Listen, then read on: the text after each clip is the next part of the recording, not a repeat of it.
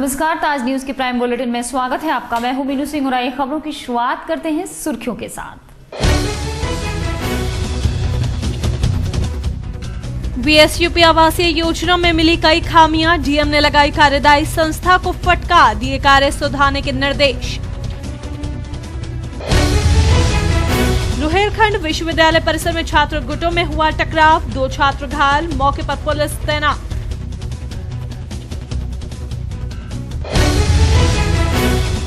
निगम के ठेकेदारों को निर्माण विभाग अभियंता की चेतावनी, काम चाहिए समय से और गुणवत्ता रहे बरकरार।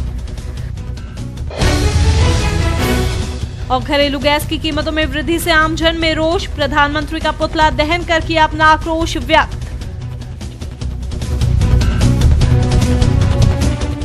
और अब खबरें विस्तार से।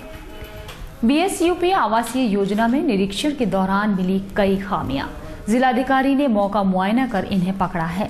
घटिया निर्माण कार्य के लिए डीएम जुहैर बिन सगीर ने कार्यदायी संस्था को कड़ी फटकार लगाई और 20 जनवरी तक काम में गुणवत्ता सुधारने की हिदायत दी।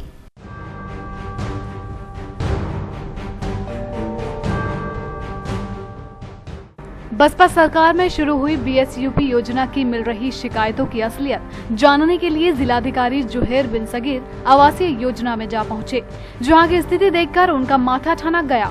पिछली सरकार की इस महत्वाकांक्षी योजना में नियम और कायदों को ठेंगे पर रखकर काम किया जा रहा है। डीएम ने एक कर पूरे परिसर का निरीक्षण किया और दोयम दर्जे के निर्माण कार्य पर बेहद नाराजगी जताई।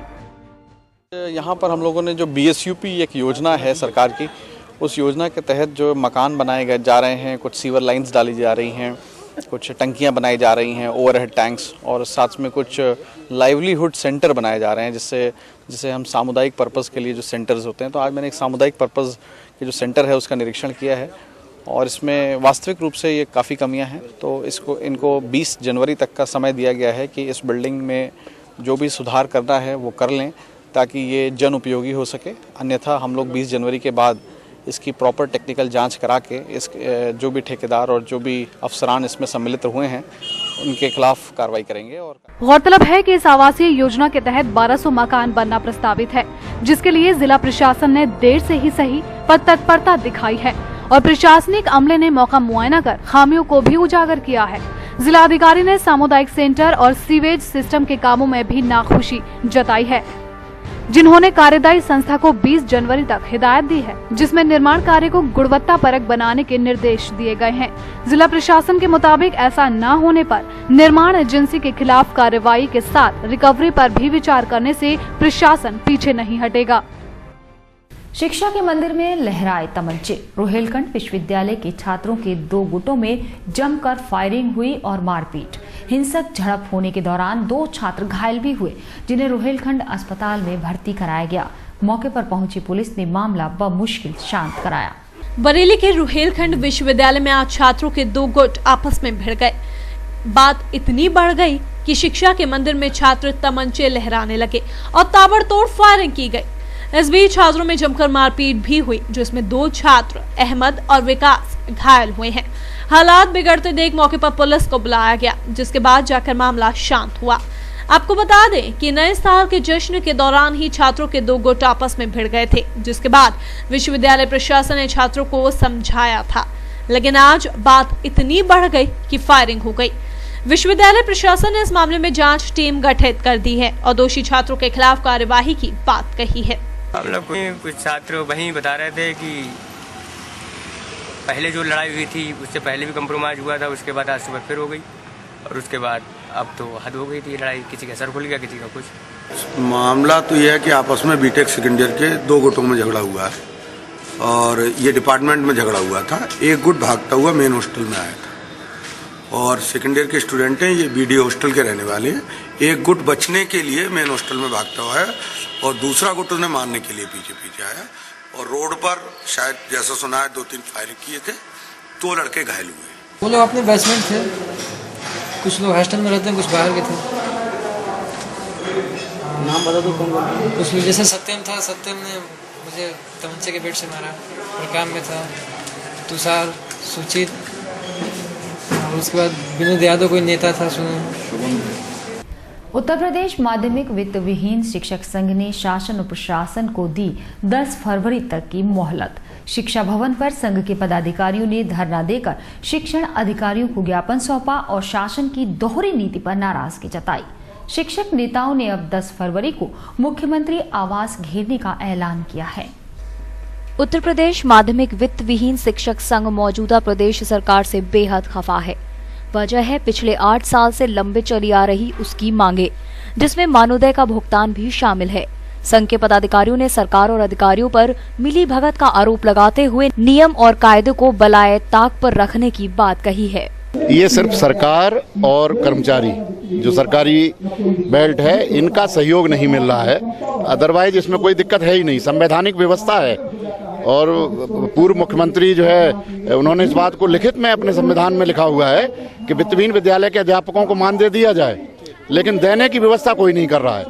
इस संबंध में संघ के पदाधिकारियों ने शिक्षा भवन कार्यालय पर धरना दिया और विभागीय लोगों की करतूतों को उजागर किया कि जहां तक हमारी आवाज जा रही है ठीक 3:30 बजे तक चल करके आकर के यहाँ ज्ञापन लेने का काम करो। और ये बताओ, उत्तर प्रदेश के अंदर तुमने अफवाह मान्यता जारी किया है, उत्तर प्रदेश के अंदर तुमने भ्रष्टाचार किया है, उत्तर प्रदेश के अंदर तुमने शिक्षक अधिकारों को लूट करने का काम किया है, उत्तर प्रदेश के अंदर शिक्षकों के राजस्व को रोकने का काम किया है। ऐसे लुटेरों की जगह उत्तर प्रदेश की धरती पर नहीं होगी। हम यही बताने के लिए आगरा के साथियों एसडीएम कार्यालय पर आज हमारा आने का मतलब हुआ है। आगरा के बहादुर लोगों, हमने ये बताने का काम किया है। आंदोलनरत शिक्षकों की माने तो प्रदेश में लगभग 17,000 मान्यताएं बांटकर 3,50,000 के करीब शिक्षकों के परिवारों का भविष्य संकट में डाल दिया है। लेकिन अब माध्यमिक वित्त विहीन शिक्षक संघ इस लड़ाई को आर्या पार लड़ने के मूड में है। उपनिर्देशक शिक्षा को सौंपे गए ज्ञापन के जरिए उन्होंने 20 फरवरी तक शासन को मोहलत दी है कि यदि उनके मुताबिक सुनवाई ना हुई तो 20 फरवरी को मुख्यमंत्री का आवास घेरा जाएगा। बरौली अहीर रोड स्थित गांव लोधाई में पिछले 6 महीनों से विद्युत व्यवस्था ठप होने से गुस्साए ग्रामीणों ने दक्षिणांचल विद्युत कार्यालय पर जमकर हंगामा काटा। मौके पर पहुंची पुलिस और राजनीतिक नेताओं ने गुस्साए ग्रामीणों की मांगों को जल्द पूरा कराने का आश्वासन देते हुए शांति कराई। बरौली आहिर शमशाबाद रोड स्थित गांव लोधई में बीते 6 महीनों से खराब पड़े ट्रांसफार्मर को दक्षिणांचल विद्युत वितरण के आला अधिकारियों को समय रहते ना बदलवाना काफी महंगा साबित हुआ। पिछले 6 महीनों से बिना बिजली के अपनी गुजर बसर कर रहे ग्रामीणों ने दक्षिणांचल के कार्यालय पर पहुंचकर जमकर हंगामा किया और विद्युत विभाग के आला अधिकारियों के खिलाफ जमकर नारेबाजी की। वहीं मौके पर पहुंची पुलिस ने ग्रामीणों को समझा बुझाकर मामला शांत करवाया। 6 महीने हो गए, पानी नहीं है गांव में, ना लाइट भी नहीं है, कैसे मरे जा रहे हैं 6 महीने से। हाँ, और कोई सुना भी नहीं आ रही है। क्यों नहीं हो रही सुनाई? नहीं आ रही है। क्या देते हैं बिल भर देते हैं कि बिल लिख के भर देते हैं कि बिल भरो, कैसे भर देंगे बिल? 6 महीने से बत्ती नहीं आ रही है। क्या करें, गांव वाले बच्चे बस सब प्यासे मर रहे हैं, गाय भैंसे सब रही, हमारी तकलीफ मिट रही है। ट्रांसफार्म लेके जाएंगे, दो लेके जाएंगे, ट्रांसफार्म 2-250 नहीं मर जाएंगे, नहीं मर जाएंगे, नहीं जाना, अब जाएंगे सब, अब नहीं जा रहे यहाँ से जाएंगे नहीं। वहीं बसपा विधायक कालीचरण सुमन ने ग्रामीणों की समस्या का समर्थन करते हुए संबंधित विभाग की अनदेखी को लेकर खासा रोष जाहिर किया और साथ ही विद्युत विभाग के अधिकारियों से मुलाकात कर समस्या का जल्द निस्तारण करने की मांग करते हुए 48 घंटों का समय दिया। लोधई गांव का पूरा गांव, महिलाएं, पुरुष, बच्चे, ये सभी 4 महीने से गांव का ट्रांसफार्मर फूका है और 4 महीने से ट्रांसफार्मर नहीं बदला गया है। इस मांग को लेकर के आज महिलाएं, पुरुष अपने खाली बर्तन लेकर के आए, क्योंकि पानी पीने के लिए लोग परेशान हैं। इस मांग को लेकर के आज गांव के लोगों ने जन आंदोलन किया। अभी डायरेक्टर साहब से बात हुई है, 250 के दोनों ट्रांसफार्मर आज शाम तक रखे जाएंगे। यदि नहीं रखे जाते हैं तो गांव के लोग पुनः जन आंदोलन के लिए तैयार होंगे और हम लोगों को कल तक का आश्वासन दिया है, कल तक नहीं रखे जाते तो पूरा फिर हम संघर्ष करेंगे और रखे जाएंगे। साथ ही मौके पर मौजूद रहे सपा के प्रदेश कार्यकारिणी सदस्य प्रवीण राजपूत व जिला पंचायत अध्यक्ष का कार्यभार संभाल रहे लाल सिंह लोधी ने ग्रामीणों की विद्युत समस्या को पहले ही दूर कराने का काम कर दिया था, जिसके लिए ग्रामीणों को 250 वोल्ट के 2 ट्रांसफार्मर स्वीकृत भी कराने की बात कही गई। इस मसले पर विपक्षी नेता अपनी रोटी सेक रहे हैं।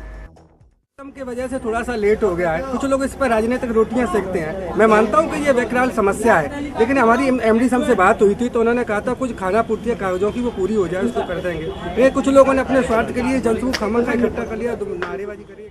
बहरहाल ग्रामीणों की विद्युत समस्या को दूर कराने के लिए पहुंचे बसपा व समाजवादी पार्टी के नेताओं के बाद भी ग्रामीणों को सिर्फ आश्वासन ही मिला।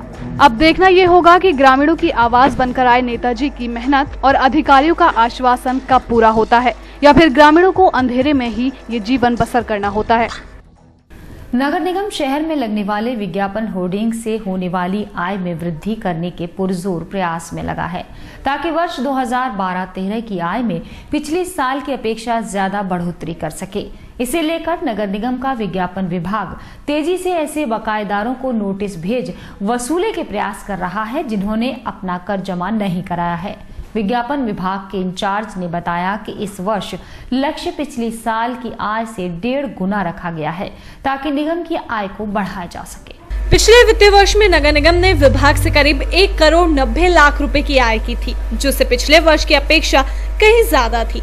इसी बात को ध्यान में रखते हुए नगर निगम के विज्ञापन विभाग के विभागाध्यक्ष राजीव राठी ने बताया कि इस बार भी हमने लक्ष्य पिछले साल से करीब 1.5 गुना रखा है, जिसे हम समय रहते प्राप्त कर लेंगे। इतना ही नहीं, पिछले साल के मुकाबले इस साल एमजी रोड पर हमने होर्डिंग्स की अनुमति नहीं दी थी, इसलिए करीब 40% आय पर इसका असर भी होगा, लेकिन हमने फिर भी इस लक्ष्य को पाने के लिए हर संभव प्रयास किए हैं।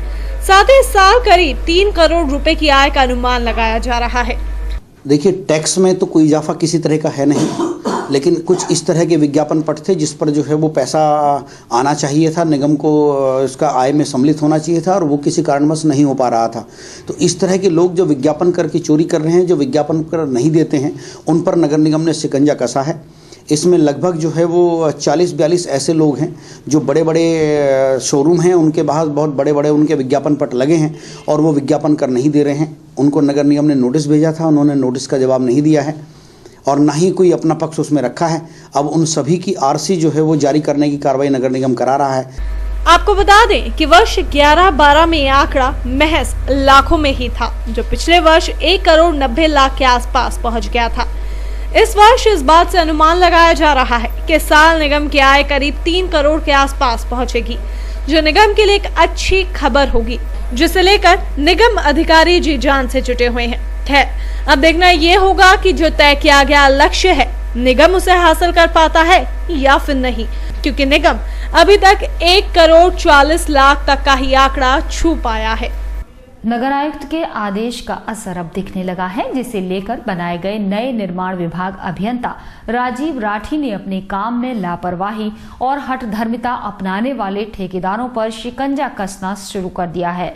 नगर निगम अब ऐसे ठेकेदारों को कारण बताओ नोटिस जारी कर उनसे काम न होने की जानकारी मांगेगा और संतोषजनक जवाब न मिलने पर काली सूची में डालने जैसी कार्रवाई भी अमल में लाएगा।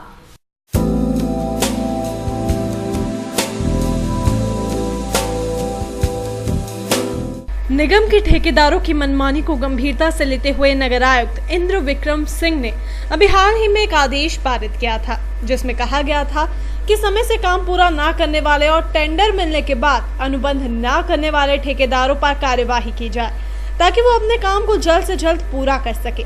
इसी आदेश का पालन करते हुए निर्माण अभियंता राजीव राठी ने करीब 29 लोगों को कारण बताओ नोटिस भेजने का फैसला लिया है, जिसमें से कुछ तो ऐसे ठेकेदार हैं कि जिनका निर्धारित समय भी निकल गया है, लेकिन कामकाज आज तक शुरू नहीं किया गया। यह वर्क इन प्रोग्रेस है, मैं उन्हें देखने गया था। उसमें से कुछ काम ऐसे मिले जो 10 दिन से 8 दिन से 7 दिन से वेंडर ने बंद करके और उनको अधूरा छोड़ रखा है। पब्लिक वहाँ रोज उन्हें पूरा करने के लिए नगर निगम और अधिकारियों पर दबाव बनाती है। क्षेत्रीय पार्षद भी लगातार इस बात के लिए कहते हैं कि ये काम अधूरे पड़े हैं और ये पूर्ण नहीं हो रहे हैं। हमने इसमें होमवर्क किया, जो काम अधूरा था एग्रीमेंट अनुबंध के अनुसार जो काम उन्हें एक निश्चित तिथि तक पूर्ण करना था और अगर उसकी प्रोग्रेस स्लो है उस तक वो पूर्ण नहीं हो पाएगा, तो हमने उन सब पर कारण बताओ नोटिस उन सब ठेकेदारों को जारी किए हैं। उनसे पूछा है कि आपने नगर निगम के काम जो आपने लिया था ये 1 महीने की अवधि में पूर्ण करना था और आपने इनको अधूरा छोड़ दिया है। राजीव राठी ने ये भी बताया कि ये लोग एक ही समय में कई काम ले लेते हैं, जिसके चलते ये कोई भी काम समय से पूरा नहीं कर पाते। इसीलिए लोगों पर लगाम कसने के लिए ये आदेश आया था। इतना ही नहीं, इनका जवाब संतोषजनक न मिलने पर ऐसे लोगों को डिबार या फिर ब्लैकलिस्ट भी किया जा सकता है, ताकि ये लोग अपने काम को पूरी जिम्मेदारी से करें। गौरतलब है कि इस आदेश के बाद से ही इसका असर दिखने लगा था। महज 2 दिन में ही करीब 60 लोगों ने नगर निगम से अनुबंध कर काम की शुरुआत भी कर दी है, जहां पहले ये लोग महीनों अनुबंध नहीं करते थे। अगर आप खाद्य पदार्थ बनाते या बेचते हैं तो इसके लिए क्या आपने लाइसेंस ले रखा है? अगर नहीं तो जाग जाएं। कहीं ऐसा न हो आपकी इस चूक के बाद आपको लाखों का जुर्माना अदा करना पड़े। सरकार ने खाद्य पदार्थ के कारोबार पर पंजीकरण और लाइसेंस लेना 1 जनवरी से अनिवार्य कर दिया है। ऑनलाइन होगा आवेदन फैक्ट्री में खाद्य पदार्थ बनाने वालों के लिए। होटल, रेस्टोरेंट और रेहड़ी पर सामान बेचने वालों तक को 18 कैटेगरी बनाकर सभी के लिए खाद्य पदार्थों की बिक्री के लिए रजिस्ट्रेशन या लाइसेंस अनिवार्य कर दिया गया है। भारतीय खाद्य संरक्षा एवं मानक प्राधिकरण ने इसे बनवाने के लिए 4 फरवरी तक का समय दिया है। अगर आप कुछ भी खाने पीने का सामान बेचते हैं या बनाते हैं तब सावधान हो जाइए, क्योंकि सरकार ने अब खाद्य पदार्थों की बिक्री करने वाले और बनाने वाले, चाहे वो बड़ा व्यापारी हो या फिर ठेल पर अपना सामान बेचता हो, सभी के लिए रजिस्ट्रेशन करना अनिवार्य कर दिया है। और अगर आपने ऐसा नहीं किया है तो आपको 6 साल की सजा के साथ भारी जुर्माना भी भरना पड़ सकता है। भारतीय खाद्य संरक्षा एवं मानक प्राधिकरण ने इसे बनवाने के लिए 4 फरवरी तक का समय दिया है। विभाग ने आवेदकों की सुविधा के लिए प्रक्रिया ऑनलाइन कर दी है। इसके लिए भारतीय खाद्य संरक्षा एवं मानक प्राधिकरण की साइट पर जाकर रजिस्ट्रेशन के लिए आवेदन करना होगा। वहीं स्कैन किए हुए फोटो, ID, पता और शपथ पत्र समेत करीब 18 कागजात ऑनलाइन जमा करने होंगे। इसके साथ ही रजिस्ट्रेशन फीस भी जमा की जाएगी। ऑनलाइन आवेदन के बाद भी सभी कागजातों की हार्ड कॉपी विभाग में जमा करवाना अनिवार्य है। ऐसा ना करने पर आपका ऑनलाइन आवेदन निरस्त हो जाएगा और रजिस्ट्रेशन फीस भी वापस नहीं होगी। 4 फरवरी तक रजिस्ट्रेशन और लाइसेंस न बनवाने वालों पर 5 लाख रुपए जुर्माना और 6 माह तक कारावास का दंड भुगतना पड़ सकता है। जी, तो जबकि सभी के लिए अनिवार्य है तो हमारे लिए अनिवार्य है। तो सही है, तो रजिस्ट्रेशन होना चाहिए और सभी के लिए होना चाहिए। ये तो अनिवार्य है और हम भी कराएंगे। ठीक है, तो ये सही मानते हैं आप? नहीं, सही है, ठीक है, और सभी के लिए होना चाहिए। जब हम लोग खाद्य सामान बेच रहे हैं, खाद्य सामान, तो सभी के लिए होना चाहिए ना।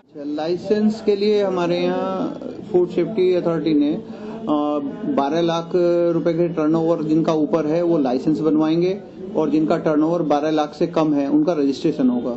रजिस्ट्रेशन की फीस 100 रुपये होगी, और लाइसेंस के लिए अलग अलग कैटेगरी में 2000, 3000, 5000 रुपये, और सेंट्रल लाइसेंस के लिए 7500 रुपये जो निर्धारित की गई है। और इसके लिए 1 जनवरी से पूरे प्रदेश में ऑनलाइन सिस्टम जारी कर दिया गया है, और केवल ऑनलाइन ही लाइसेंस और रजिस्ट्रेशन का कार्य होगा। फोन नंबर और ईमेल ID कंपलसरी है, जबकि रजिस्ट्रेशन में केवल फोन नंबर होने से ही रजिस्ट्रेशन हो जाएगा। क्या है नियम?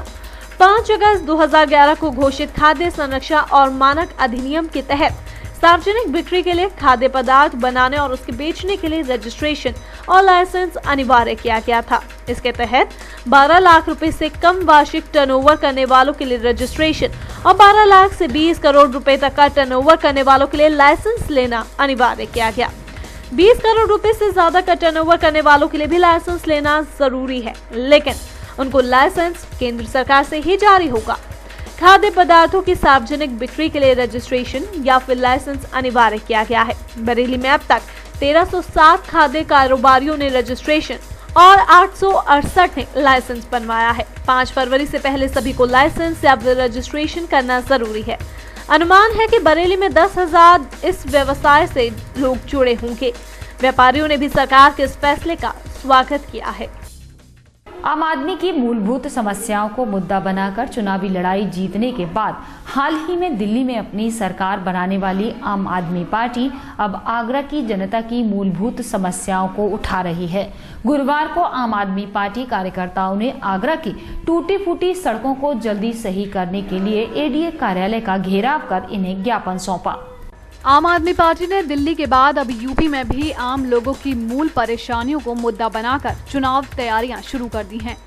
गुरुवार को आप कार्यकर्ताओं ने आगरा की टूटी बेहाल पड़ी सड़कों को सही करने के लिए एडीए कार्यालय का घेराव किया और एडीए सचिव रविंद्र कुमार को राष्ट्रपति के नाम ज्ञापन सौंपा। ज्ञापन आम आदमी पार्टी ने इसलिए दिया कि जो जनता आज कष्ट भोग रही है सड़कों का, house tax, water tax, road tax, सारे टैक्स देने के बाद भी जनता को जो लाभ नहीं मिल रहे हैं, रोडों पर आप निकलिएगा तो आपकी गाड़ी अगर 2 चक्कर लगा देगी तो उसमें 200 रुपये तो वैसे लग जाएंगे, या तो पंचर हो जाएगी या कोई बोल्ट ढीला होकर निकल जाएगा। इससे लोग बड़ा त्रस्त हैं कि एडीए के अंतर्गत जितनी सड़कें आती हैं वो उनकी मरम्मत कराए, उनको अच्छा बनाने का प्रयास करे, जिससे कि आम जनता को बहुत बड़ा सुविधाजनक लाभ मिल सके। आगरे के लोगों को पता नहीं एडीए क्यों नहीं हमारी बात को समझ पा रहा है। पार्टी की दृष्टि से देखें तो विषय निश्चित रूप से हमारा एक नया आगाज़ है कि हम रोडों पर रहेंगे, हम अपने जनहित के कार्यों को करेंगे। आम आदमी की दृष्टि से देखें तो हमने एडीए से मांग करी है, जिसके लिए एडीए के अधिकारी एक दूसरे पे लल्लो चप्पो कर रहे हैं। ये सही और अच्छी बात नहीं है। आगरा की गणमान्य जनता से भी ये निवेदन है कि क्वालिटी की जांच तो हमें ही करनी पड़ेगी और उस क्वालिटी की जांच के लिए हम लग के क्वालिटी की जांच करवाएंगे।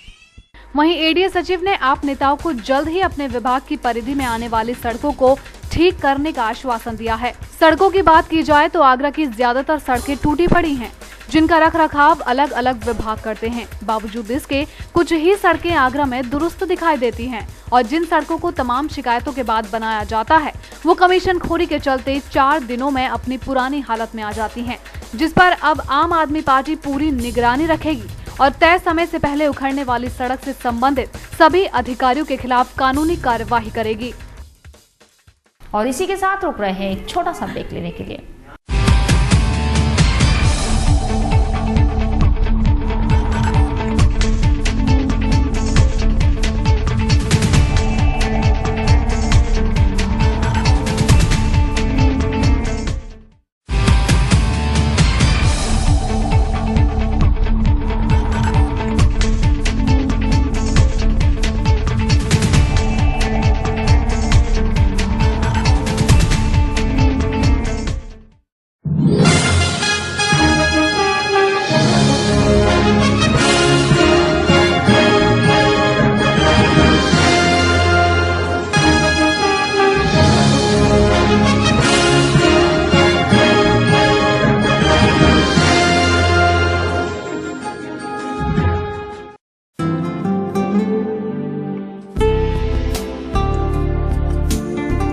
सरल हुआ, सुगम हुआ नया विद्युत संयोजन।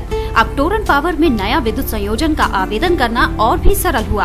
आप निम्नलिखित दस्तावेजों के साथ हमारे किसी भी ग्राहक सेवा केंद्र में संपर्क करें और शीघ्र नया संयोजन पाएं, जैसे ग्राहक द्वारा भरा हुआ आवेदन पत्र, परीक्षण पत्र, लाइसेंस, विद्युत ठेकेदार द्वारा प्रमाणित आवेदक का एक पासपोर्ट साइज फोटो, पहचान पत्र की प्रतिलिपि, यदि उपभोक्ता गरीबी रेखा के अंतर्गत है तो बीपीएल राशन कार्ड की प्रतिलिपि। जहां संयोजन अपेक्षित है उस जगह पर कोई बकाया राशि न होने का घोषणा पत्र 10 रुपए के स्टाम्प पेपर पर, अपेक्षित परिसर का स्वामित्व प्रमाण पत्र की प्रतिलिपि या उसके अभाव में 100 रुपए के स्टाम्प पेपर पर क्षतिपूर्तिबद्ध पत्र। यदि आवेदक उस परिसर का स्वामित्व नहीं है तो स्वामित्व प्रमाण पत्र के साथ मालिक द्वारा प्रमाणित अनापत्ति प्रमाण पत्र।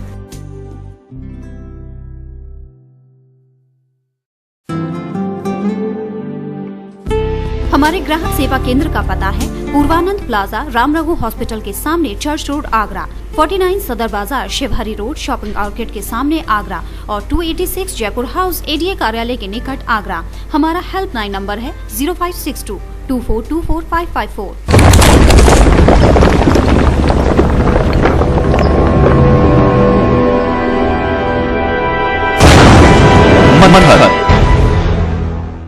Gayatri Development presents Manhar Greenshire.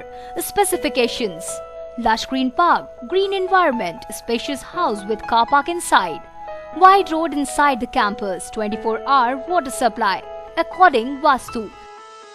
Contact at 5th floor, Ramantar, Sanjay Place, Agra. Contact number 9219696623. Number 0562400437. विदरिया Ram ji गजक वाले आगरा ताजगंज की प्रसिद्ध शुद्ध घी से निर्मित व मेवा से भरपूर चीनी की स्वादिष्ट गजक। हमारे उत्पाद कुरेमा गुड़ की गजक, स्पेशल चीनी की गजक, स्पेशल गुड़ की गजक, मूंगफली की चिक्की, स्पेशल रबड़ी। संपर्क करें विदरिया राम जी गजक वाले, गल्ला मंडी के पास, ताजगंज, आगरा। तो खुदरा बुकिंग के लिए संपर्क करें 9368683276 और 9412264038।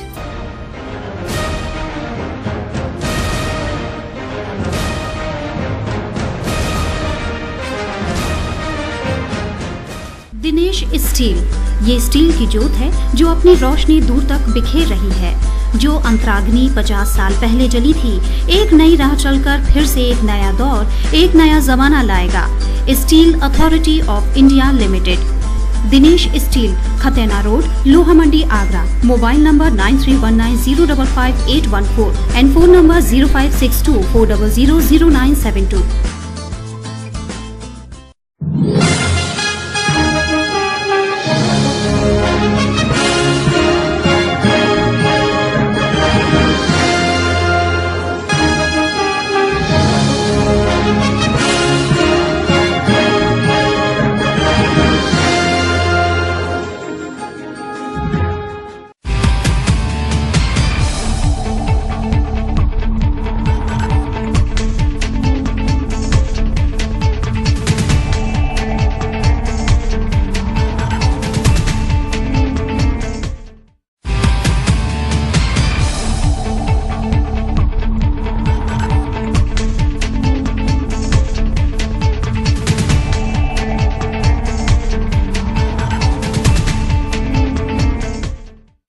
ब्रेक के बाद अगली खबर पर। आगरा की सड़कों पर जल्द ही लखनऊ की तर्ज पर रेडियो टैक्सी दौड़ने लगेंगी, जिनसे ताजनगरी वासियों को कितनी सुविधा मिलेगी और कितनी असुविधा होगी ये कहना मुश्किल है। खुद आरटीओ आगरा इस सवाल पर असमंजस में है, क्योंकि आगरा में पहले से ही विकसित सड़कों के अभाव में जाम की समस्या बनी रहती है। आगरा संभागीय परिवहन विभाग आगरा में जल्द ही रेडियो टैक्सी शुरू करने जा रहा है, जबकि आगरा में पहले से ही सड़कें कम चौड़ी होने के कारण जाम की स्थिति बनी रहती है। उस पर इन्हीं सड़कों पर नई रेडियो टैक्सी के आने से वाहनों की संख्या में और आगरा की सड़कों पर और लोड बढ़ जाएगा, जिसके बढ़ने से जाम की क्या स्थिति होगी ये बताने की जरूरत नहीं। और इस बात से खुद आगरा आरटीओ ओपी सिंह भी अच्छी तरह से परिचित है। नहीं, अब रेडियो टैक्सी एक्चुअली जो भी रेडियो टैक्सी वाला है केवल उस रोड पर चलने के लिए तो है नहीं। जो भी पैसेंजर यहाँ इसमें बाहर से आएगा या यहाँ का ही कोई आदमी जाएगा तो एक पर्टिकुलर किसी दर्शनीय स्थल पर जाएगा और वहाँ पार्किंग है तो वहाँ कोई असुविधा नहीं होगी। फिर भी वाहनों की संख्या तो बढ़ी जाएगी। नहीं, वाहनों की संख्या तो चूंकि ये लिबरल पॉलिसी है, गवर्नमेंट की पॉलिसी है, लिबरल मोटर व्हीकल एक्ट में इसके लिए लिबरल है और सीएनजी वाहन लगाए जाएंगे, तो इसलिए वो तो उसको तो रोका नहीं जा सकता है। आगरा में रेडियो टैक्सी शुरू होने से लोगों को, खासकर बुजुर्गों को काफी राहत मिलेगी, इससे इनकार नहीं किया जा सकता। लेकिन आगरा की सड़कों पर जो पहले से ही वाहनों से व्यस्त रहती हैं, अगर उन सड़कों पर रेडियो टैक्सी चलेंगी तो इन टैक्सियों से आगरा को राहत की बजाय जाम की स्थिति मिलेगी। वहीं कई बुद्धिजीवियों ने सुझाव दिए हैं कि अगर आगरा की सड़कों को पहले चौड़ा किया जाए और फिर इन टैक्सियों को आगरा में चालू किया जाए तो यकीनन आगरा वासियों को राहत मिलेगी। प्रमुख सचिव गृह ने बहनोई के आवास पर डकैती डालने के 6 आरोपियों को पुलिस द्वारा रिमांड के लिए अदालत में पेश किया, जहां विशेष न्यायाधीश ने 15 जनवरी तक जिला कारागार में निरुद्ध रखने के आदेश दिए। थाना न्यू आगरा में दर्ज चर्चित मामले के अनुसार प्रमुख सचिव गृह ए.के. गुप्ता के बहनोई एस.के. गोयल के दयालबाग स्थित सरलाबाग आवास पर 30 दिसंबर की सुबह हथियारों के बल पर लाखों की डकैती डाली गई थी।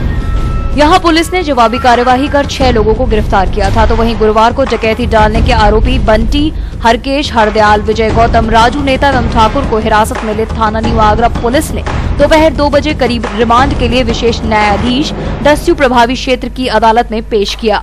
यहाँ विशेष न्यायाधीश ने सभी आरोपियों को न्यायिक हिरासत में ले 15 जनवरी तक जिला कारागार में निरुद्ध रखने के आदेश दिए हैं। नाबालिग लड़की का अपहरण कर दुराचार के आरोपी आकाश को दोषी पाया गया है। अपर जिला जज लालता प्रसाद ने दोषी को आजीवन कारावास की सजा सुनाते हुए 45,000 रुपए के अर्थदंड से दंडित करने के आदेश दिए। थाना हरिपर्वत में दर्ज मामले के अनुसार मुकदमे के वादी की पुत्री 3 अप्रैल 2012 को घर में अकेली थी। उसी दौरान पास में ही रहने वाला आरोपी आकाश पुत्र मुन्ना खान निवासी वजीरपुरा घर में घुस आया और पुत्री को बहला फुसलाकर अपहरण कर ले गया, जिसके बाद आरोपी के इस कृत्य पर वादी ने थाना हरिपर्वत में मुकदमा दर्ज करवाया था। माननीय न्यायालय श्री लालता प्रसाद द्वितीय कक्ष नंबर 19 के द्वारा अभियुक्त अब्दुल उर्फ आकाश को माननीय न्यायालय के द्वारा 363, 366 और 376 के अंतर्गत दंडित किया है, जिसके अंतर्गत उन्होंने आजीवन कारावास और 45,000 रुपये जुर्माने से दंडित किया है। क्या मामला? ये वजीरपुरा के सूरज की लड़की नीलम को भगा के ले गया था और उस पर उसके पिता सूरज ने मुकदमा दर्ज कराया। बाद विवेचना मुकदमा कक्ष नंबर 19 को हस्तांतरित हुआ और उसका विचारण होने के बाद में माननीय न्यायालय के द्वारा उसको दंडित किया गया। वादी की तहरीर पर थाना पुलिस ने आरोपी आकाश के खिलाफ विभिन्न धाराओं में मुकदमा दर्ज किया। पुलिस ने मामले की विवेचना के दौरान आरोपी को हिरासत में लेकर पीड़िता को आरोपी के कब्जे से मुक्त करवाया। इसके बाद चिकित्सकीय परीक्षण उपरांत बयान हेतु मजिस्ट्रेट के समक्ष पेश किया गया। अपर जिला जज ने पत्रावली पर उपलब्ध साक्ष्य और अधिवक्ता महेंद्र बंसल के तर्क के आधार पर आरोपी को दोषी पाते हुए आजीवन कारावास एवं 45,000 रुपए के जुर्माने से दंडित किया। देश में घरेलू गैस की कीमत में आए दिन हो रही बढ़ोतरी को लेकर वंचित समाज इंसाफ पार्टी ने दीवानी चौराहे पर प्रधानमंत्री मनमोहन सिंह का पुतला दहन कर विरोध व्यक्त किया और साथ ही चेतावनी दी कि जल्द ही केंद्र सरकार ने देश के गरीब लोगों को राहत नहीं पहुंचाई तो पार्टी उग्र आंदोलन करेगी। देश की जनता पहले से ही महंगाई की मार झेल रही है, उस पर रसोई गैस के दामों में बढ़ोतरी होने से हर आम आदमी का बजट बिगड़ना लाजमी है। आम आदमी की इसी पीड़ा को समझकर और विरोध जाहिर करने के लिए दीवानी चौराहे पर गुरुवार दोपहर को वंचित समाज इंसाफ पार्टी ने रसोई गैस की मूल्य वृद्धि के विरोध में प्रधानमंत्री मनमोहन सिंह का पुतला फूंका और केंद्र सरकार के खिलाफ नारेबाजी की।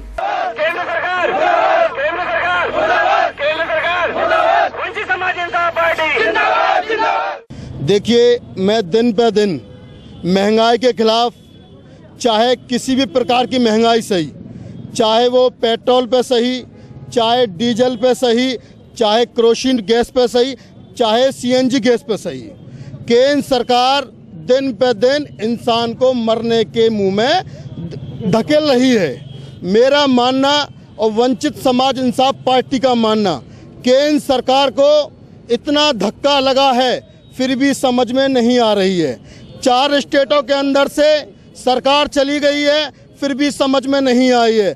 मुझे लगता है क्या केंद्र सरकार मंद बुद्धि की तो नहीं है। पार्टी अध्यक्ष का कहना था कि केंद्र सरकार कभी पेट्रोल डीजल पर तो कभी रसोई गैस पर मनमाने तरीके से पैसे बढ़ाकर देश की जनता को परेशान कर रही है। ऐसी सरकार को केंद्र में बैठने का कोई अधिकार नहीं जो देश की जनता के हित में फैसले न ले सके। साथ ही केंद्र सरकार को चेतावनी भी दी है कि जल्द ही रसोई गैस के दामों में बढ़ाई गई मूल्य वृद्धि को वापस नहीं लिया गया तो पार्टी कलेक्ट्रेट का घेराव कर राज्यपाल के नाम ज्ञापन देगी। नए साल में खाना बनाना अब और भी महंगा पड़ेगा। अगर आप ये सोच रहे हैं कि क्या प्याज के दाम फिर से बढ़ गए हैं तो आप सही भी हैं और गलत भी, क्योंकि दाम तो बढ़े हैं लेकिन प्याज के नहीं बल्कि घरेलू गैस सिलेंडर के। जी हां, नए साल के पहले ही दिन तेल कंपनियों ने गैस सिलेंडर की कीमतों में बढ़ोतरी करके आम जनता को एक बार फिर से एक तरफ जहां दिल्ली की सरकार ने पानी व बिजली के दामों में कमी की है तो वहीं केंद्र सरकार ने दिल्ली की जनता पर बम बरसा दिए हैं। नए साल का आगाज हो चुका है लेकिन महंगाई का कहर बरपाना यूं ही जारी है। इस बार और पिछले 1 महीने में ये तीसरी बार गाज गिरी है घरेलू गैस सिलेंडर पर, क्योंकि तेल कंपनियों ने बिना सब्सिडी वाले रसोई गैस सिलेंडर पर 220 रुपए बढ़ा दिए हैं। अब नई कीमतों के बाद दिल्ली में 14.2 किलोग्राम वाले सिलेंडर की कीमत 1021 रुपए से बढ़कर 1241 हो गई है। दिल्ली के उपभोक्ता साल में सब्सिडी वाले 9 सिलेंडर लेने के बाद सिलेंडर लेने के लिए बढ़ी हुई कीमत को अब चुकाना पड़ेगा। पिछले 1 महीने में तीसरी बार और साल 2014 की पहली बढ़ी हुई गैस सिलेंडर की कीमत ने साल की शुरुआत में ही लोगों की पेशानी पर बल डाल दिए हैं। जहां 1 दिसंबर को बिना सब्सिडी वाले रसोई गैस सिलेंडर के दाम 63 रुपए बढ़ाए गए थे, वहीं 11 दिसंबर को इसकी कीमत में 3 रुपए 50 पैसे का और इजाफा किया गया था। साल 2012 में सरकार ने सब्सिडी वाले सिलेंडरों की संख्या 6 रखी थी, जिसे जनवरी 2013 में बढ़ाकर 9 कर दी गई थी। इसके साथ ही 19 किलोग्राम के कमर्शियल सिलेंडर के लिए 350 रुपए और ऑटो गैस के लिए 10 रुपए 71 पैसे प्रति किलोग्राम अधिक चुकाने पड़ेंगे। इस तरह दिल्ली में कमर्शियल सिलेंडर 2013 रुपए 50 पैसे और ऑटो गैस 60 रुपए प्रति किलोग्राम की दर से मिलेगी। तो ये तो अब तय है कि राजधानी में सड़कों पर निकलना और खाना खाना दोनों ही अब महंगे पड़ेंगे। पाकिस्तान के पूर्व राष्ट्रपति जनरल परवेज मुशर्रफ को उस समय हार्ट अटैक आया जब वो राजद्रोह के मामले में रावलपिंडी की विशेष अदालत में पेश होने वाले थे। अचानक तबीयत बिगड़ने के कारण उन्हें सेना के रावलपिंडी स्थित हृदय रोग संस्थान में भर्ती करवाया गया।